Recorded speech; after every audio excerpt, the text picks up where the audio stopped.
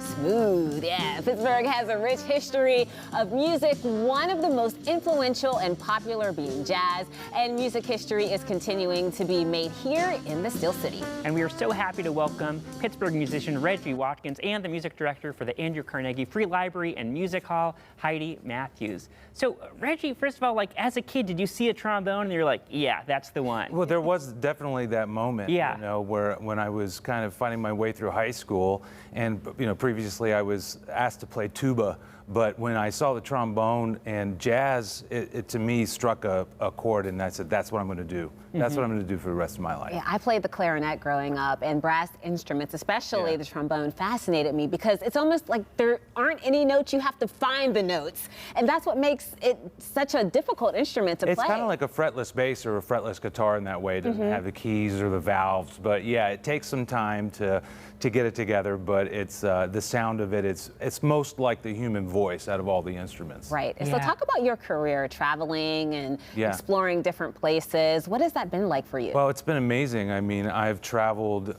quite a bit, and I spent many years traveling.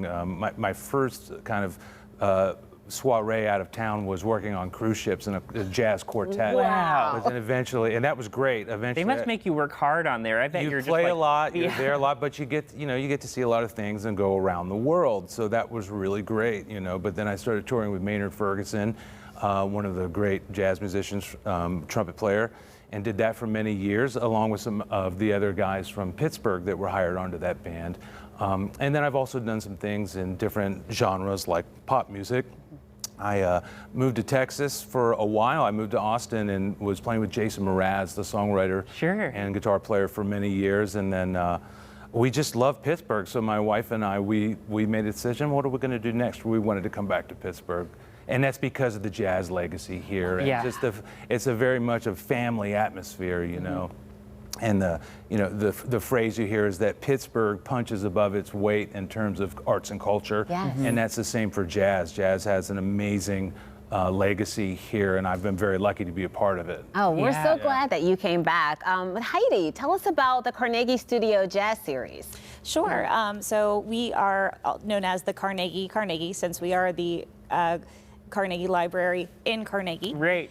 We have two performance spaces. One is our music hall, where Reggie will be playing on March 29th as part of our jazz series. And we also have a more intimate space called the studio, which is in the lower level of the building.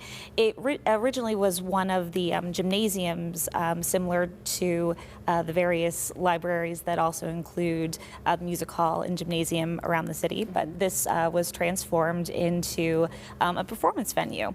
Seats about 60 to 100, and also phenomenal musicians that play in this space. Reggie played in the studio for us last summer, and it's just another wonderful space to hear local musicians play jazz and do what they do best. Yeah. And what do you think it is about Pittsburgh that makes it this jazz city? Well, you know, I heard you mention Teenie Harris and his work, so, you know, there's a legacy here and there's a history.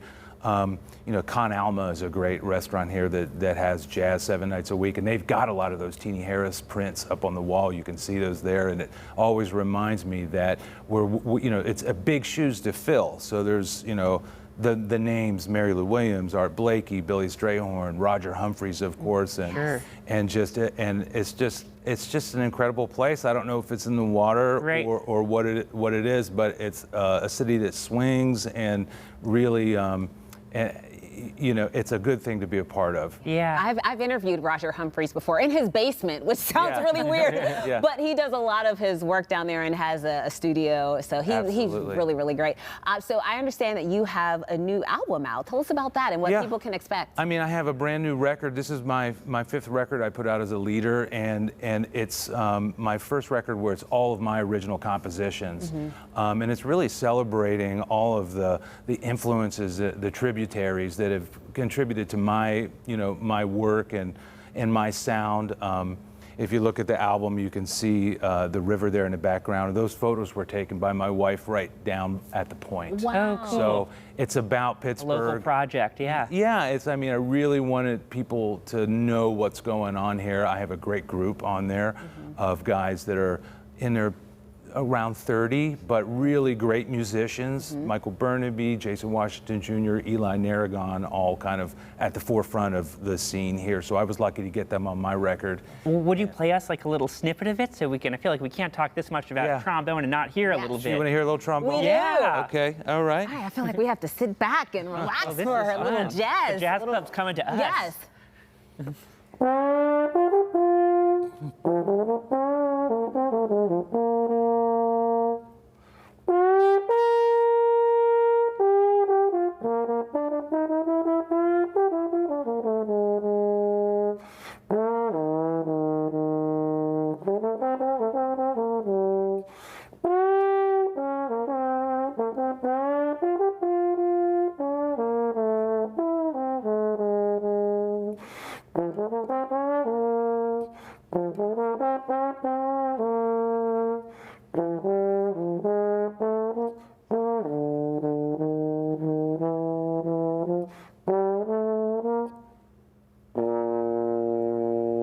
Wow, you just took us back in time. That was amazing. Well, thank you so much for sharing that. And if you want to hear more of that, you can catch Reggie's album release concert March 29th at the Andrew Carnegie Free Library and Music Hall in Carnegie.